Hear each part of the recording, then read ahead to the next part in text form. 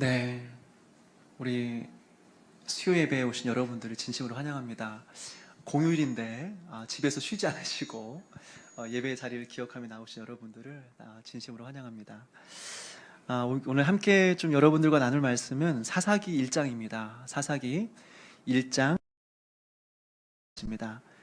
좀 본문이 길긴 한데요. 한 절씩 저 한 절 여러분 한 절 이렇게 교독하도록 하겠습니다. 사사기 1장 1절입니다. 제가 읽겠습니다. 여호수아가 죽은 후에 이스라엘 자손이 여호와께 여쭈어 이르되 우리 가운데 누가 먼저 올라가서 가나안 족속과 싸우리까?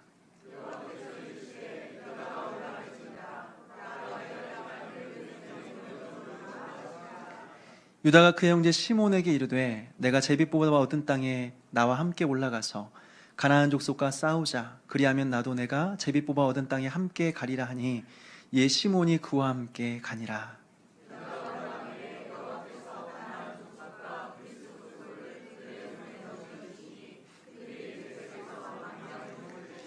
또 베색에서 아도니 베색을 만나 그와 싸워서 가나안 족속과 브리스 족속을 죽이니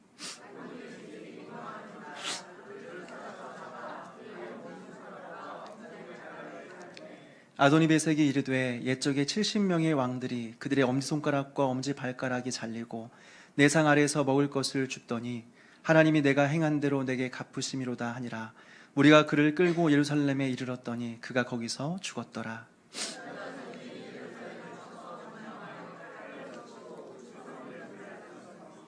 그 후에 유다 자손이 내려가서 산지와 남방과 평지에 거주하는 가나안 족속과 싸웠고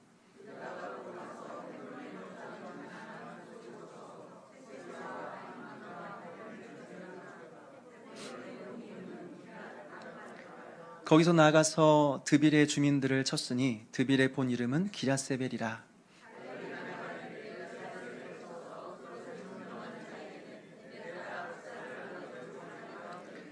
갈렙의 아우 그나스의 아들 온니엘이 그것을 점령하였으므로 갈렙이 그의 딸 악사를 그에게 아내로 주었더라.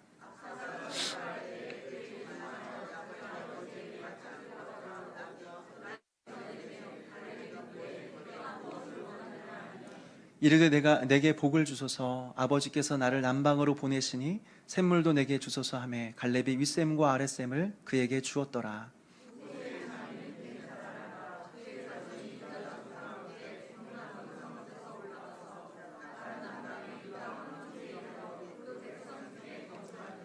유다가 그의 형제 시몬과 함께 가서 스밧에 거주하는 가나안 족속을 쳐서 그곳을 진멸하였으므로 그 성읍의 이름을 호르마라 하니라.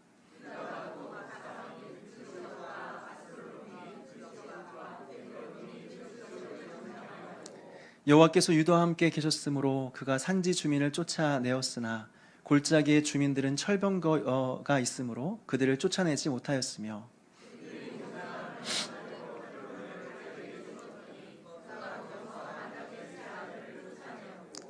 베냐민 자손은 예루살렘에 거주하는 여부스 족속을 쫓아내지 못하였으므로 여부스 족속이 베냐민 자손과 함께 오늘까지 예루살렘에 거주하니라.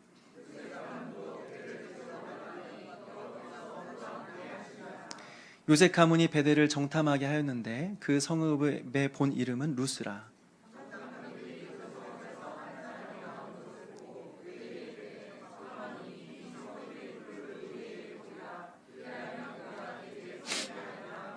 그 사람이 성읍의 입구를 가리킨지라. 이에 그들이 칼날로 그 성읍을 쳤으되 오직 그 사람과 그의 가족을 놓아 보내매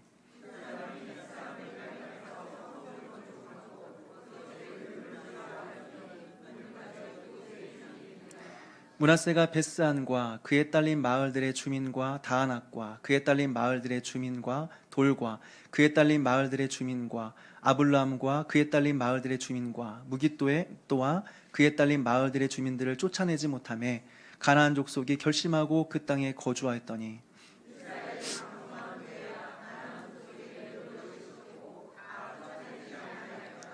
에브라임이 게셀에 거주하는 가나안 족속을 쫓아내지 못하매 가나안 족속이 게셀에서 그들 중에 거주하였더라.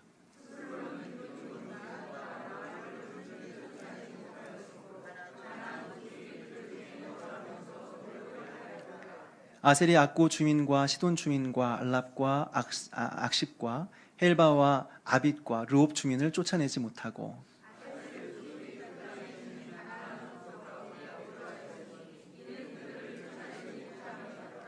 납달리는 베세메스 주민과 베다낫 주민을 쫓아내지 못하고 그 땅의 주민 가나안 족속 가운데 거주하였으나 베세메스와 베다낫 주민들이 그들에게 노역을 하였더라.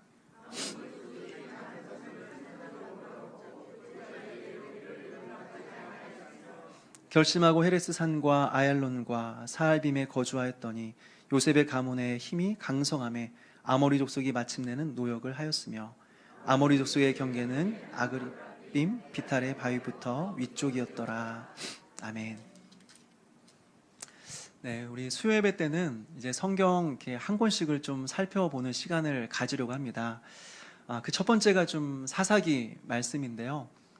사사기는 이제 읽어보신 분들은 알겠지만 참 암울한 시대의 그런 이스라엘 백성들의 모습을 보여주고 있습니다. 이스라엘 백성들은 많이 타락했고, 그리고 하나님은 또 그들을 많이 징계하는 그런 모습들을 보게 됩니다. 그러니까 사사기를 계속 읽다 보면 좀 암울하고 좀 마음이 어두워지고 좀 그래요. 그럼에도 불구하고 이 사사기를 좀 살펴보고자 하는 이유는 무엇이냐면, 사사기 말고도 다른 데도 다 그렇습니다. 이스라엘이 뭐 정말 믿음으로 살고 날마다 승리하는 삶을 살고 그런 거는 거의 성경에 없습니다. 구약을 보게 되면 실패의 역사하고 불순종의 역사하고 그것 때문에 징계를 받고 하나님께 혼나고 이런 내용들이 대부분이에요. 사사기 말고도 다른 것도 다 그래요. 무엇보다 우리는 성공을 통해서 배우는 것보다요, 실패를 통해서 배우는 것들이 훨씬 더 많이 있습니다. 이스라엘 백성들이 넘어지고 또 불순종하고 타락하는 모습을 보면서 우리가 배울 수 있는 부분들이 많이 있다고 하는 거죠. 그러니 우리가 자녀들을 양육할 때 자녀들이 실패하는 모습들을 보면서 이렇게 꾸짖지 않았으면 좋겠어요.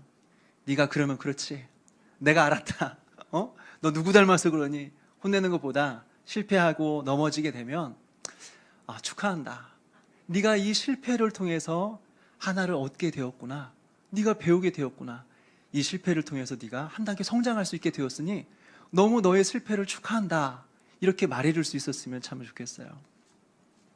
또 우리는 사사기를 통해서 하나님의 사랑을 깨닫습니다. 사실 무슨 사랑이냐, 맨날 혼나고 책망받는데 무슨 사랑이냐 할 수 있겠지만, 사사기의 모습을 보게 되면요, 사사기 안에 이스라엘 백성들의 모습을 보게 되면 반복적으로, 좀 이따 더 살펴보겠지만 반복적으로 타락하는 모습, 또 실패하고 넘어지고 이 모습을 계속해서 반복해서 봐요. 저 같으면 그냥 이스라엘 민족들 다 쓸어버리고 새로운 민족 만들겠어요.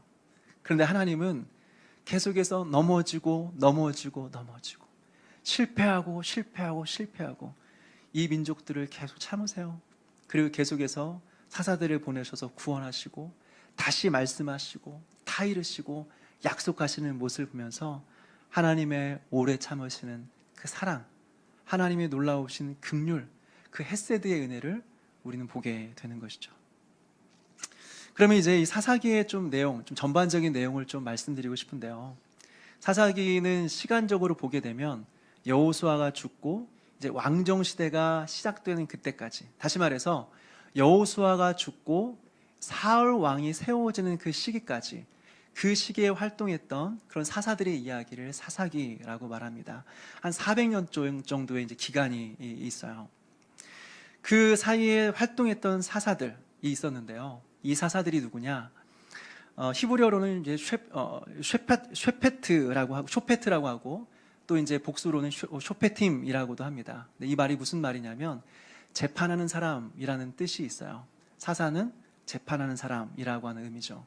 근데 좀 정확하진 않습니다. 사사기를 보게 되면 사사들이 재판하는 장면 잘 보지 못합니다. 딱 한 번 나옵니다. 4장에서 여자 사사 드보라가 이제 이게 재판하는 장면 딱 한 장면이 나옵니다. 그 외에는 재판보다는 이제 전쟁에 사람들과 함께 나가 전쟁을 하고, 그 다음에 뭐 백성들을 다스리고 하나님의 뜻을 불어서 하나님의 뜻을 전달하는 그런 역할들을 했던 거죠. 다시 말하면 이스라엘에 있어서 지도자의 역할들을 했던 사람들, 부분적인 지도자의 역할들을 했던 사람들이 바로 사사들이에요. 이후에 나오는 왕이나 제사장이나 선지자 역할들을 이제 같이 한 사람들이 사사들이다, 이렇게 말할 수 있어요. 또 한 가지만 또 기억했으면 좋겠는 것은요, 이 사람들은 이스라엘 전체의 사사가 아니었습니다. 사사들은 이스라엘 전체의 대표자거나 이스라엘 전체의 리더들이 아니었습니다. 그들은 지파별로 세워진 지파들의 대표자였다고 하는 거예요. 이스라엘 전체의 리더는 이제 왕이 세워지면서 세워지는 것이고, 그 전에는 지파별로 이제 사사들이 대표로서 활동을 했던 거죠.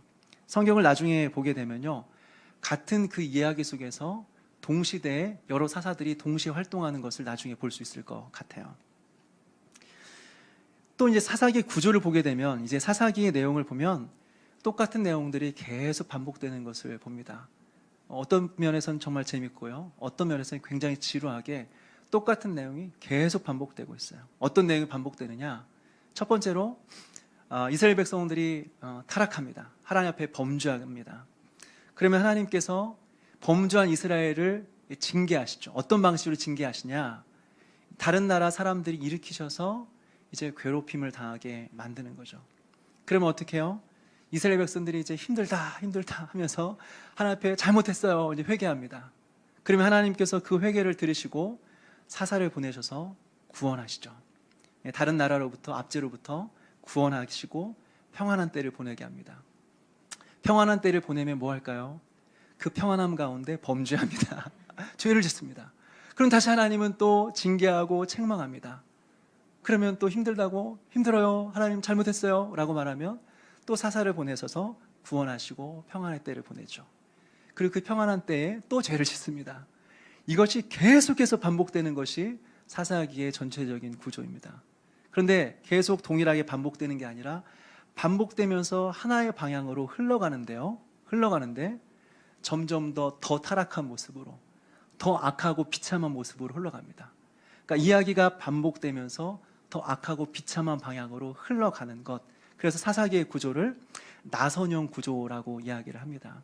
이 내용들을 이제 반복해서 계속해서 보게 될 거예요. 그럼 이제 내용으로 들어가서 우리 사사기 1장 말씀을 좀 같이 한번 읽어보도록 하겠습니다. 1장 1절입니다. 시작.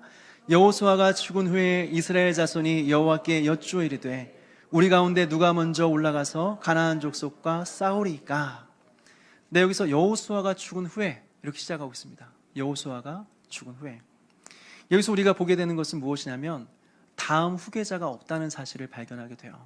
이전에 보게 되면 이스라엘의 정말 위대한 지도자, 역사상 가장 위대했던 지도자 모세가 있었고요, 모세가 죽으면서 이스라엘의 제2대 지도자인 여호수아가 세워집니다. 그런데 여호수아가 죽고 나서는 그 다음의 지도자에 대해서 이야기를 안 해요. 여기서 우리는 질문이 떠오르게 되죠. 누가 다음 이스라엘 지도자지? 누가 다음 이스라엘의 대표자지? 누가 왕이지? 이런 질문들이 떠오르게 되는데요, 이 질문이 마지막까지 이어지게 됩니다. 마지막 부분에는요, 노래의 후렴구처럼 계속해서 반복되는 내용이 있는데, 그 내용이 무엇이냐면 그때에 이스라엘의 왕이 없으므로 사람들이 각자 소견에 옳은 대로 행하였더라. 이 내용이 이제 반복해서 나옵니다. 이스라엘의 왕이 없네? 왕이 없, 사람들이 각자 알아서 살아가네? 여호수아 다음에 후계자가 없네? 왕이 없네? 계속해서 사사기를 보는 내내 이스라엘의 왕이 누구지? 이스라엘 지도자가 누구지? 계속의 질문을 갖게 만들어요. 근데 여러분, 이스라엘 지도자가 누구죠? 이스라엘의 왕이 누구십니까? 바로 하나님이요. 하나님이 이스라엘 지도자인 거죠. 하나님이 이스라엘 왕인 거죠. 이것을 보여주기 위해서 사사기는 계속해서 물음표를 던집니다. 계속해서 질문을 던지는 거죠. 사랑하는 여러분, 우리의 인생의 주인이 하나님이심을, 우리의 인생의 주인이 왕이심을 믿음으로 고백하며 살아가는 은혜가 저와 여러분에 있게 되기를 간절히 바랍니다. 또 여호수아가 죽은 이후에 이 내용을 통해서 또 생각해 볼 수 있는 내용이 하나 있어요. 뭐냐면 아직도 정복해야 될 땅이 남아있다고 하는 거예요. 여호수아 때에 하나님께서는 여호수아를 통해서 이스라엘 백성을 이끌고 요단강을 건넙니다. 건너서 가장 먼저 그 크고 강대한 위대한 여리고성을 무너뜨리고 아이성을 넘어뜨리고, 그리고 각자 땅들을 정복해 가죠.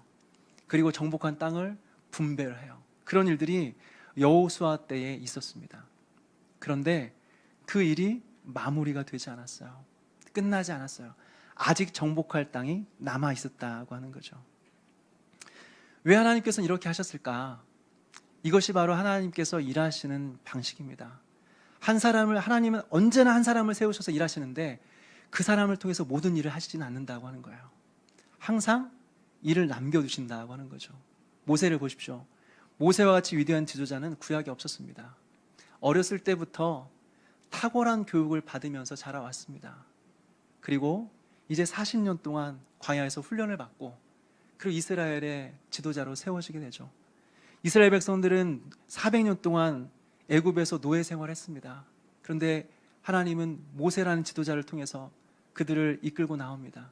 애굽의 10가지 재앙을 보여주고 그리고 홍해를 가르고 이스라엘 백성들이 이끌고 홍해를 건너게 되죠. 그리고 40년 동안 사람이 살 수 없는 40년 동안 모세는 이스라엘의 수백만 명을 이끌고 그렇게 이 40년의 생활을 이어나갑니다. 대단한 사람이죠. 그런데 모세는 그 백성들이 이끌고 가나안 땅에 들어가지 못합니다. 가나안 땅을 바라보고 그냥 죽어요. 마무리를 못합니다. 여호수아는 어떻습니까? 여호수아가 그 바톤을 이어받아서 요단강을 건너서 땅을 정복하고 분배까지 하지만 모든 땅을 정복하지 못했습니다. 마무리를 못했습니다. 왜 하나님은 모세에게 가나안 땅에 백성들이 이끌고 들어가지 못하게 하고 또 여호수아를 통해서 그 가나안 땅을 다 정복하지 못하게 했을까요? 하나님께서 바라시는 것은 사람이 주목받는 것을 싫어하시는 거예요. 사람들이 사람을 의지하는 것을 싫어하시는 거예요. 아, 모세는 위대하다. 모세와 같이 위대한 지도자는 없다. 그 사람이 우리를 애굽에서 인도해내서 가나안 땅까지 우리를 인도했다. 우리를 구원한 자는 모세다. 이런 말 못하게 하는 거예요. 모세의 후계자인 여호수아 정말 대단한 사람이다. 그가 우리를 요단강을 건너게 하고 땅을 정복하게 하고 이 땅을 여호수아가 주었다. 이런 말 못하게 하는 거예요. 사람이 중심이 되지 못하게, 사람이 주목받지 못하게 하나님께서는 막으시는 거예요. 사람이 주목받기 시작하면요, 사람이 중심에 서기 시작하면 하나님 그 사람 반드시 치십니다. 반드시 꺾습니다. 그 이 모든 일을 행한 분이 하나님이시다라는 것을 하나님은 분명하게 가르쳐 주시는 거예요. 그리고 또 한 가지는 무엇이냐면 다음 세대의 사역들을 이제 남겨주기 위해서 하나님께서는 마무리를 하지 않습니다. 사랑하는 여러분, 우리가 열심히 하는 것은 너무나 중요하지만 우리가 다 하려고 생각하시면 안 됩니다. 우리는 다 할 수가 없습니다. 우리에게 주어진 시간 동안 우리에게 주어진 모든 자원과 은사를 활용해서 아무것도 보이지 않는 상황에서도 눈물을 흘리며 씨를 뿌리는 것이 우리의 사명이지만 우리가 다 할 수 있다고 생각하면 안 됩니다. 우리가 다 하고 나서 나중에 우리가 다 했어, 내가 한 거야, 이런 거 하나님께서 원하시지 않으세요. 기뻐하지 않으세요. 우리는 다 할 수 없어요. 아무리 위대한 지도자들도요, 부족한 부분이 있고 이후에 사람들로부터 비판을 받는 부분이 반드시 있습니다. 다 하지 못합니다. 그 이유는 무엇이냐면 다음 사람들이 해야 될 일이 있기 때문에 그렇게 하는 거죠. 이어서 보게 되면 이제 유다가요, 먼저 정복전쟁을 시작하는 것을 우리는 보게 됩니다. 사람들이 이제 여호와께 물었습니다. 하나님께 물었고요. 누가 먼저 전쟁에 나갈까요? 물어봅니다. 그러니까 유다가 먼저 가라. 하나님께서 말씀하시죠. 아무래도 유다가 가장 사람들이 많은 그런 힘이 있는 그런 지파였습니다. 그리고 무엇보다 창세기를 보면 알겠지만 이제는 유다가 장자 지파가 된 거죠. 그러니까 앞장서야 되는 겁니다. 장자니까 앞장서야 되는 거예요. 그래서 유다 지파가 이제 전쟁에 먼저 나가는데요, 정복 전쟁을 보게 되면 하나님의 은혜로 그 전쟁이 굉장히 순조롭게 이어지는 것들을 보게 됩니다. 특별히 정복 전쟁 가운데 갈렙의 이야기가 나와요. 참 아름다운 이야기입니다. 갈렙이 말하기를 기랴세벨을 쳐서 그것을 점령하는 자에게 내 딸 악사를 주겠다, 이렇게 말합니다. 갈렙이라는 사람은 여호수아와 함께 위대한 전쟁의 전사였습니다. 그는 나이가 80이 넘어서도 하나님 이 산지를 내게 주옵소서, 하나님께 나와 함께 하시면 내가 이 땅을 취하리다 믿음으로 고백하면서 나이가 들었지만 전쟁터에 믿음으로 나아갔던 사람, 싸움에 능한 사람이 바로 갈렙이었습니다. 그런데 지금은 자기가 혼자 다 하려고 하잖아요. 이제 다음 세대에게 맡기는 겁니다. 이 땅을 쳐서 넘어뜨린 사람, 이 땅을 정복한 사람, 그 사람 나오면 내 딸 줄게 하면서 말하는 거죠. 그래서 온니엘이라는 이제 이스라엘 일대 사사가 나오게 되고요. 그 온니엘이 이제 순종하는 마음으로 나아가서 정복하고, 그래서 이제 이 갈렙의 딸 악사와 결혼하게 되는 거죠. 아름다운 세대 교체를 우리는 보게 되는 겁니다. 이렇게 정복 전쟁이 순적하게 이루어지고 아름다운 세대 교체가 이루어지는 이런 모습 가운데 유다 지파의 너무나 아쉬운, 너무나 안타까운 모습을 우리는 몇 개 좀 볼 수 있을 것 같아요. 우리 5절부터 7절 말씀을 다시 한번 읽어볼까요? 5절부터 7절 말씀 우리 같이 한 목소리로 읽겠습니다. 시작. 또 베색에서 아도니 베색을 만나 그와 싸워서 가나안 족속과 브리스 족속을 죽이니 아도니 베색이 도망하는지라 그를 쫓아가서 잡아 그의 엄지손가락과 엄지발가락을 자르매 아도니 베색이 이르되 옛적에 70명의 왕들이 그들의 엄지손가락과 엄지발가락이 잘리고 내 상 아래에서 먹을 것을 줍더니 하나님이 내가 행한 대로 내게 갚으심이로다 하니라. 무리가 그를 끌고 예루살렘에 이르렀더니 그가 거기서 죽었더라. 아멘. 자, 이제 아도니 베색을 쫓았습니다. 그리고 잡았습니다. 그러고 나서 어떻게 하냐면요, 성경에 보니까 엄지발가락과 엄지손가락을 잘랐다라고 했어요. 여러분, 왜 엄지발가락과 엄지손가락을 자른지 아십니까? 이것은 그 당시에 전쟁의 그 습관적인 일이었거든요. 자주 일어나는 그런 전쟁의 관습이었습니다. 전쟁에서 이제 지게 되면요, 진 장수의 엄지발가락, 엄지손가락을 자르는데, 일반적으로 자르게 되는데, 그 이유는 무엇이냐면, 먼저 엄지발가락을 자르면 사람이 서 있을 수가 없대요. 전 잘려본 적이 없지만 궁금해 찾아봤습니다. 찾아보니까 서서 균형을 잡을 수가 없대요, 사람들이요. 그리고 걸을 수가 없대요. 걸으려면 한 발 한 발 움직이면서 사실 발가락으로 이렇게 밀어내는 게 있거든요. 엄지발가락이 없으면 발가락으로 밀어낼 수 없으니까 걸을 수가 없는 거예요. 그리고 또 왜 엄지손가락을 잘랐을까요?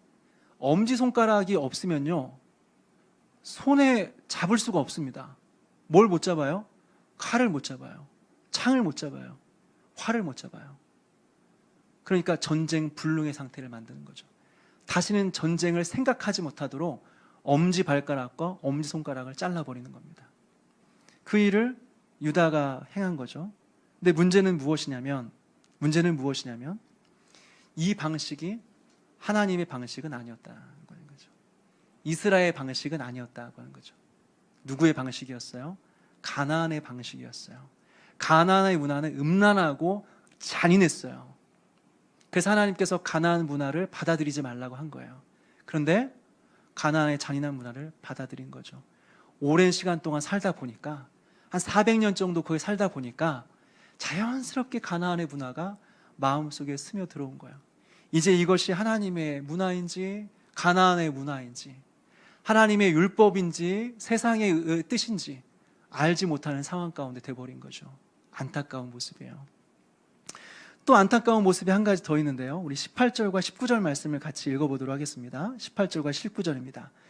시작. 유다가 또 가사 및 그 지역과 아스글론 및 그 지역과 에그론 및 그 지역을 점령하였고 여호와께서 유다와 함께 계셨으므로 그가 산지 주민들을 쫓아내었으나 골짜기의 주민들은 철병거가 있으므로 그들을 쫓아내지 못하였으며. 네, 정복전쟁을 잘하다가 한 군데서 막혀버렸습니다. 철병거 때문에요, 더 이상 이제 전쟁의 진전을 갖기 어렵게 되는 거죠.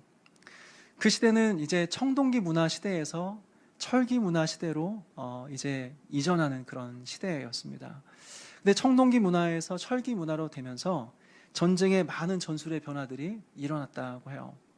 첫 번째는 어떤 거냐면 무기가 훨씬 더 단단해졌습니다. 청동기로 만든 그 무기보다 철기로 만든 무기가 훨씬 더 단단하고 훨씬 더 가볍고 훨씬 더 날카롭게 무기를 만들 수 있었다고 해요. 그리고 두 번째로는 전쟁의 규모 자체가 달라졌습니다. 청동기는 그 만드는 재료가 주변에서 구하기가 참 어렵대요. 그러니까 청동기로 무기를 만들어도 몇 개 없으니까 그 무기를 가지고 싸울 수 있는 사람들은 왕이나 귀족들, 그 사람들밖에 없는 거예요. 나머지는 싸울 수가 없는 거예요.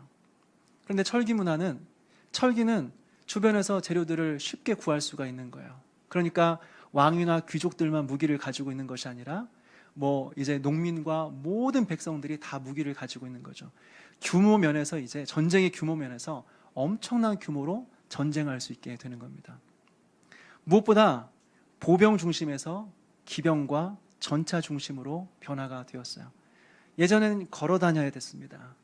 그런데 이제는 기병과 또 전차 중심으로 바뀌었기 때문에 엄청나게 빠른 속도로 이동이 가능해졌다고 하는 거죠. 그러니까 보십시오. 무기가 훨씬 더 단단해지고 날카로워졌습니다. 규모 자체가 엄청나게 커졌습니다. 그리고 속도가 엄청 빠릅니다. 이런 것들을 보게 되면 비교가 안 되는 거예요. 이제 전쟁의 대상 자체가 안 되는 거예요. 싸움의 대상이 안 되는 거예요. 그러니까 유다는 그것을 보고 전차가 있네? 이거 안 되겠다. 철병거가 있네? 우리 이거 안 되겠네. 포기를 해버린 거죠. 그러나 여러분, 우리가 알고 있는 것이 무엇이에요? 하나님의 그 전쟁, 이 전쟁이 사람의 힘에 달려있는 겁니까? 말의 수에 달려있습니까? 무게에 달려있는 겁니까? 아니죠. 하나님의 손에 달려있는 겁니다. 하나님께서 그들을 손에 붙이시면 이기는 거예요. 아무리 전쟁의 경험이 많고 무기가 많다고 할지라도 하나님이 아니면 안 되는 거예요. 이제까지 이스라엘 백성들은 모든 전쟁은 하나님께 속했습니다. 우리의 승리는 하나님께 있습니다 라고 고백하며 살아왔던 사람들이에요. 그런데 갑자기 철병거를 보니까 아이고 이거 안 되겠네, 이건 하나님 도와주셔도 안 되겠네 하면서 그냥 전쟁을 포기해버리는 거예요. 그들의 외적인 모습에 압도를 당해서 전쟁을 할 시도조차 못하고 끝나버리는 거죠. 그래서 어떻게 되었어요? 그래서 남겨진 그들 때문에 이제 이스라엘 백성들은 계속해서 괴롭힘 당하면서 힘든 생활을 보내요. 우리가 이것을 통해서 한 가지 생각해 볼 수 있는 것은 왜 우리가 순종하는 것이 힘들까? 하나님의 뜻인 것도 알고 이렇게 살아가는 것이 옳은 것도 아는데 왜 우리가 순종하지 못할까 생각하게 되는 거죠. 여러분, 왜 우리가 순종하지 못해요? 힘드니까. 어려우니까. 쉬우면 순종하죠. 재밌으면 순종하죠. 힘들잖아요. 근데 어렵잖아요. 순종 못하는 거예요. 생각해 보면 우리에게 유익이 되는 것들은요, 다 힘들고 어려워요. 나에게 진짜 좋은 것들은 다 힘들고 어려워요. 여러분, 운동도 참 힘들잖아요. 헬스장 1년 끊어놓고 한 2번, 3번 가다가 근데 못 가요. 그리고 음식을 조절하는 것, 분명히 이거 먹으면 안 된다는 걸 알면서도 이거 먹으면 내가 짐승이지 하는데 먹으면서 내일부터는 안 먹어야지. 오늘만 먹고 내일부터는 안 먹어야지. 쉽지 않아요. 책 읽는 거, 책 읽어요. 독서해야지. 교양 있는 사람이 돼야지. 이렇게 읽다가 잠이 막 들어요. 그리고 경건 생활. 아무리 수십 년 경건 생활 했어도요, 이게 몸에 이렇게 익숙해지지 않아요. 너무 힘들어요. 나에게 좋다는 건 분명히 아는데 어려워요. 반대로 우리에게 안 좋은 것들은 거의 다 쉽고 재밌습니다. 몸에 안 좋은 건 너무 쉽고 재밌어요. 저는요, 예전에 생크림 케이크를 너무나 좋아했습니다. 생크림 케이크를 사달라는 게 아닙니다. 절대 오해하지 마십시오. 지금은 아닙니다. 예전에 그랬다는 겁니다. 생크림 케이크를 너무나 좋아했어요. 그 생크림이 너무 맛있는 거예요. 그래서 제 생일이나 아니면 이제 무슨 행사 때문에 이제 케이크를 받을 날이 있으면요, 집에 안 가지고 갑니다. 제 사무실에 냉장고에 넣어놨다가 저 혼자 다 먹습니다. 조각조각 나눠 먹는 게 아니라 그 자리에서 하나를 다 먹습니다. 그리고 집에서 이제 누워서 TV를 보죠. 여러분, 전혀 힘들지 않습니다. 생크림 케이크 하나 먹는 거는 힘들지 않습니다. 먹기 위해서 기도하면서 하나님 소화가 잘 되게 해주십시오. 이걸 잘 먹게 해주십시오. 기도할 필요 없습니다. 너무 쉬운 일이에요. 너무 즐거운 일이에요. 그리고 심지어는요, 이런 것들은요, 쉬운 일들은 중독도 잘 돼요. 중독이 되니까 노력하지 않아도, 심지어는 안 하려고 해도 할 수밖에 없게 되는 상황이 생기는 거죠. 이런 것들은 중독이 돼요. 그런데 생각해 보면요, 우리에게 유익한 것들은 중독이 안 돼요. 우리에게 좋은 것들은요, 중독이 없어요. 여러분, 기부 중독이 있습니까? 기부 중독? 너무나 막 나눠주는 걸 좋아했는데 이게 중독이 돼가지고 안 나눠주면 손이 막 떨리고 그런 분이 있습니까? 없어요. 기도 중독 있습니까? 기도가 막 너무 좋아가지고 중독이 돼가지고 기도하지 않으면 막 잠이 안 오고 그런 분 있습니까? 전도 중독이 있습니까? 전도하지 않으면, 오늘 전도하지 않으면 내가 막 몸에 막 알러지가 생기고 두드러기 나고 그런 분 있습니까? 없어요. 전 참 놀라운 일을 경험을 했었는데요. 이전에 있었던 교회에서 전도를 정말 열심히 하시는 분들이 좀 많이 계셨습니다. 매주 화요일 날 오전이 되면, 오전 10시가 되면 전도 대원들이 이제 모입니다. 한 200명 정도가 모입니다. 이분들은 거의 전도에 미치신 분들이에요. 전도 특공대입니다. 어떤 일이 있어 전도하시는 분들이고요. 아파서 시름시름 앓다가 전도하러 가야지 그러면 벌떡 일어나서 전도하러 가시는 분들입니다. 근데 제가 놀라운 걸 봤어요. 이분들은 전도에 대해서 전도하지 않으면 믿음이 없다고 이렇게 막 판단하시는 분들이고 무조건 전도를 해야 된다고 하는 분들인데요. 어느 날 비가 너무나 많이 오는 거예요. 비가 너무나 많이 와서 밖에를 나갈 수 없는 상황에서 제가 말씀드렸어요. 오늘은 밖에 비가 너무 많이 와서 오늘은 전도를 쉬겠습니다 라고 말하니까 그분들의 표정이 밝아지시는 거예요. 밝아지시면서 아 좋아요 목사님 오늘 같은 날을 쉬어야죠 하면서 기뻐하시는데 거의 하나님 만난 줄 알았어요. 너무 기뻐하더라고요. 왜 그래요? 좋은 곳에는 중독이 없어요. 아무리 좋아도 힘든 건 힘든 거예요. 어려운 건 어려운 거예요. 여러분 순종하지 못한 이유는 우리가 힘들기 때문이에요. 어려워서 그래요. 그러나 신앙생활은요 그 순종을 통과해야 돼요. 힘들지만 힘든 순종의 과정을 통과해야 그 뒤에 있는 기쁨을 진짜 맛볼 수 있게 돼요. 여러분 홍해를 건널 때와 요단강을 건널 때의 차이를 아십니까? 홍해를 건널 때는요 그냥 물이 그냥 알아서 갈라졌습니다. 그리고 바람이 불어서 땅이 다 말라버렸습니다. 다 열어졌고 준비된 마른 땅을 그냥 걸어갔습니다. 그런데 그 다음부터는 그런 일은 없습니다. 자동적으로 자연스럽게 되는 일은 그 다음부터는 없었습니다. 다 믿음의 결단을 해야 되고요. 순종해야만 하나님께서 당신의 은혜를 베푸시는 거죠. 특별히 요단강을 건너갈 때는 다 물이 멈추고 마른 땅 건너가지 않았습니다. 물이 흐르고 있었어요. 물이 흐르고 있는데 건너가래요. 물이 흘러가면 안 되는데 가. 믿음으로 가. 물이 흐르고 있는데 물속으로 제사장들이 법궤를 메고 걸어갑니다. 첨벙 걸어갑니다. 이러다 죽을 것 같은데 가다 보니까 물이 멈추고 그리고 이스라엘 백성들이 가나안 땅을 건너가게 되는 거죠. 그 이후부터는 힘들지만 순종을 해야만 누릴 수 있는 은혜를 하나님께서 예비해 주셨어요. 힘들지만 그 순종의 길을 통과해야만 누릴 수 있는 그 복을 우리 가운데 예비해 주셨어요. 유다는 순종해서 만약에 그 철병거를 가진 사람들과 싸웠다고 한다면 이전의 승리의 경험과는 비교할 수 없는 기쁨을 느꼈을 거예요. 힘들지만 순종함으로 믿음으로 나아갔다면 이전에 한 번도 경험하지 못했던 하나님의 능력을 경험했을 거예요. 그런데 순종하지 못함으로 경험하지 못한 거죠. 그리고 계속해서 그들 때문에 계속해서 고통당하는 삶을 살 수밖에 없게 되었어요. 이들을 보면 성경에 보니까 가사, 아스글론, 에그론이라고 말해요. 여러분 이 지역들이 블레셋이에요. 블레셋 도시들이에요. 앞으로 계속해서 이스라엘은요 블레셋 때문에 고생합니다. 믿음으로 나아가서 정복했으면 하나님의 도우시는 위대하신 능력을 경험했을 뿐만 아니라 이후에 평안한 삶을 살았을 텐데 순종하지 않았으므로 하나님의 능력도 경험하지 못하고 승리의 기쁨도 느끼지 못하고 계속해서 이 블레셋 때문에 고생을 당하는 삶을 살아가야 됐다고 하는 거예요. 또 이어서 요셉 가문의 정복 전쟁을 한번 볼까요? 우리 24절 말씀입니다. 우리 24절 말씀을 같이 한번 읽겠습니다. 시작. 정탐꾼들이 그 성읍에서 한 사람이 나오는 것을 보고 그에게 이르되 청하노니 이 성읍의 입구를 우리에게 보이라.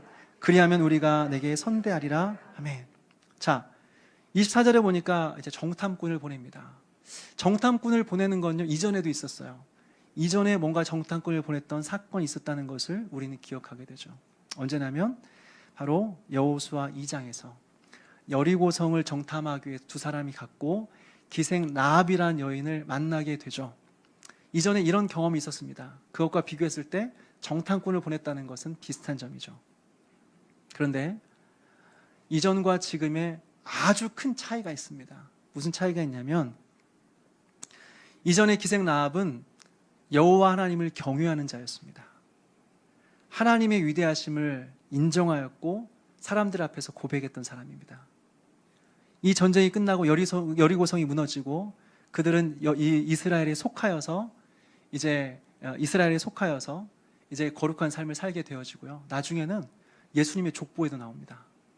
그런데 오늘 본문에 나오는 정탐꾼이 만난 사람들은요, 하나님을 경외하는 사람들이 아니었습니다. 믿음이 없는 사람들이었어요. 그리고 이 정복 전쟁이 끝나고 나서도요, 이스라엘에 속하여 믿음의 삶을 살아갔던 것이 아니라 자기들끼리 따로 어디 가서 따로 살았어요. 여러분, 이 요셉 가문의 문제점은 여호와 하나님께 묻지 않았다는 것입니다. 하나님께 질문했다는 내용이 없어요. 그냥 본인 생각에 정탐꾼들을 보내서 사람들에게 물어보면 되겠지? 인간적인 생각으로. 자기 수준에서 생각해서 이 일들을 벌인 겁니다. 잘못된 겁니다. 무엇보다 하나님께서는 이 가나안 땅에 사람들을 보낼 때 분명히 명령하신 것이 있었어요. 그 땅 사람들과 언약을 맺지 말아라. 절대로 그 사람들과 언약 맺지 말아라고 분명히 말씀하셨는데 불순종한 거죠. 그들에게 언약을 맺었죠. 우리한테 좋은 길, 샛길 알려주면, 비밀 통로 알려주면 내가 너희들 선대할 거야. 약속해주고 있어요. 불순종입니다. 그 결과 가나안 땅을 진멸하지 못했고, 가나안 땅에서 그들과 함께 살면서 그들의 안 좋은 부정적 영향들을 계속 받으며 우상 숭배하며 살아가게 되었다고 하는 거죠. 또 므낫세 가문의 정복 전쟁을 볼까요? 우리 27절 말씀을 좀 읽도록 하겠습니다. 27절입니다. 시작.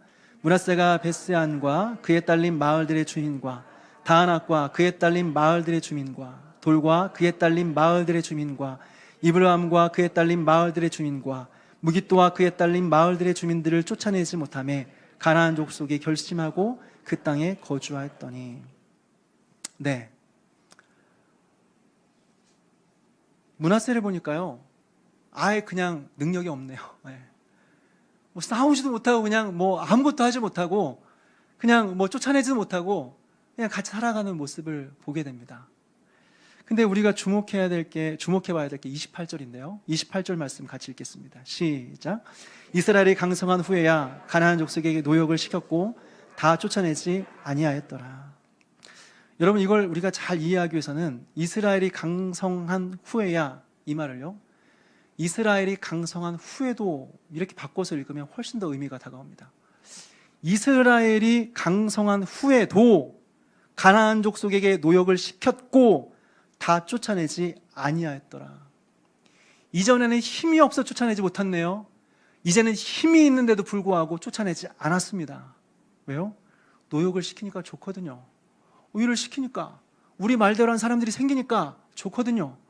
쫓아내야 되는데, 그런데 쫓아내지 않은 것입니다. 그러니까 계속해서 이제 그 사람들의 영향을 받으며 이제 불행한 인생을 살게 되는 거죠. 말씀을 정리하며 말씀드리고자 하는 것은 무엇이냐면, 여러분, 이스라엘의 가나안 정복 전쟁의 실패 원인이 무엇이었을까요? 그들의 실패 원인은요, 딱 한 가지였습니다. 불순종이었습니다. 그들이 힘이 없어서가 아닙니다. 그들이 무기가 없어서 아닙니다. 그들이 하나님 말씀에 순종하지 않았기 때문에, 불순종했기 때문에 그들은 실패했습니다. 만약에 말씀에 순종하여 믿음으로 나아갔다면 승리했을 텐데, 그 승리의 기쁨을 맛보며 평안함을 누렸을 텐데, 불순종함으로 말미암아 그렇게 하지 않은 것이죠. 왜 불순종했어요? 힘드니까, 어려우니까. 결과적으로는 평생 그들은요, 이스라엘은 평생 그 남아있는 사람들 때문에 이제 고통을 당하게 됩니다. 사사기에 보게 되면 아까 말씀드린 것처럼 그들이 불순종하면 하나님께서 다른 나라를 일으키셔서 이스라엘 백성들을 괴롭게 했다고 했습니다. 그 나라들이 누굽니까? 이스라엘 백성들이 정복해야 되는데 정복하지 않은 나라들입니다. 그들이 정복하지 않은 나라 때문에 그들은 평생 괴롭힘을 당하며 괴로운 인생을 살게 되었다고 하는 거죠. 그리고 그 사람들 때문에 무엇보다 우상 숭배에 빠지며 하나님 앞에 징계받는 인생을 살게 되었다고 하는 거죠. 여러분, 순종이 힘들다고 하지 않으면요, 더 힘든 일이 생깁니다. 눈물을 흘리면서라도 우리가 순종하지 않으면 나중에는 우리는 피눈물을 흘려야 됩니다. 반대로 우리가 순종할 때 하나님은 순종한 자들에게 복과 행복을 약속하십니다. 여기서 중요한 부분은요, 그냥 순종한 결과 하나님께서 그 대가로 축복과 행복을 주셨다 이렇게 생각하지 않으셨으면 좋겠어요. 야, 순종했네? 잘했다. 고생했다. 네가 고생했으니까 내가 이만큼 해줄게. 이런 게 아니라는 겁니다. 우리에게 요구하는 것들, 모든 것들이, 하나님께서 우리에게 요구하는 모든 것들이 우리가 행복하게 살아가는 그 길이에요. 우리가 행복한 삶을 살으라고 하는 것이 하나님 우리에게 주신 율법이었고 계명이었고 그리고 율례였다고 하는 것이죠. 신명기 10장 13절은 이렇게 말합니다. 내가 오늘 네 행복을 위하여 내게 명하는 여호와의 명령과 규례를 지킬 것이 아니냐. 내가 오늘 너의 행복을 위해서 명하는 여호와의 명령과 규례를 지킬 것이 아니냐. 야, 내가 구원해 줬으니까 이 정도 해야 되지 않아? 야, 순종해보면 내가 이렇게 해줄게. 이게 아니라 내가 명령하는 거 너의 행복을 위한 거다. 너의 행복을 위해 내가 명령하는 것이고 너의 행복을 위해서 지금 율법 준 거야. 너 괴롭히려고 율법 준 게 아니라 다 너의 행복을 위해서 율법을 준 거야. 명령을 준 거야. 라고 말하는 거죠. 제가 어렸을 때부터 저는 어머니의 잔소리를 들으며 살았습니다. 나이가 들었는데도 계속해서 잔소리를 하세요. 제가 집에 들렀다가 이렇게 이제 나오는 길이면요, 어머니 밖에까지 이렇게 따라 나오세요. 그리고 엘리베이터 문이 닫힐 때까지 계속해서 말하십니다. 재현아, 밖에 나가면 길 조심하고 운전 조심하고 사람들 만나면 인사 잘하고 때에 맞게 밥 잘 챙겨 먹고 그리고 다른 사람 어려운 사람 있으면 잘 도와주고 그리고 사람들에게 인정받고 하나님에서 인정받아야 된다 하면서 계속해서 이렇게 이야기하세요. 그러면 저는 그때마다 알았어요, 어머니 알았어요 하면서 이제 엘리베이터 문이 닫히면 이제 집으로 이제 돌아오는 거죠. 그런데 어렸을 때는 잘 몰랐어요. 잔소리라고 생각했어요. 근데 나이가 들으면서 그 이야기를 계속 되뇌인 거죠. 재현아, 만나는 사람마다 인사 잘해야 되고 밥 잘 챙겨 먹어야 되고 길 건널 때 좌우 잘 살피면서 조심해야 되고 운전 조심하고, 이것들을 되뇌이면서 계속해서 들어보니까요, 다 날 잘 되라는 거예요. 그렇게 순종했으니까 엄마 돈 줘, 이게 아니라 그게 나의 행복을 위한 거였어요. 나의 인생의 잘됨을 위한 거였어요. 하나님의 말씀이 그렇다는 거예요. 율법 지켜. 내가 구원했으니까 너 율법 지켜. 이렇게 아니에요. 율법 지키면 내가 이거 해줄게. 율법 지켜. 힘들어도. 아니, 너의 행복을 위해서 율법 주는 거야. 너가 올바른 길 가라고, 바른 길 가라고 율법 주는 거야. 그래서 하나님께서 우리에게 계명을 주시는 거죠. 우리가 괴로운 인생을 살아가는 것, 실패하고 넘어진 인생을 살아가는 것은요, 우리가 힘이 없어서 그런 것이 아닙니다. 우리가 돈이 없어서 그런 게 아니에요. 백이 없어서 그런 거 아니에요. 좋은 부모 못 만나서 우리가 그런 인생 살아가는 게 아니에요. 우리가 실패한 인생을 살아가는 것은 우리가 하나님 앞에 순종하지 않았기 때문입니다. 불순종했기 때문입니다. 오늘 이 말씀을 기억하면서 우리의 순종해야 되는데 순종하지 못했던 불순종을 회개하고, 하나님 앞에 결단해야 되는데 계속해서 미루었던 그 결단들을 하나님 앞에 결단하면서 하나님께서 약속하고 예비하신 그 은혜를 누리며 살게 되어지는 그런 은혜가 저와 여러분에게 있게 되기를 간절히 바랍니다.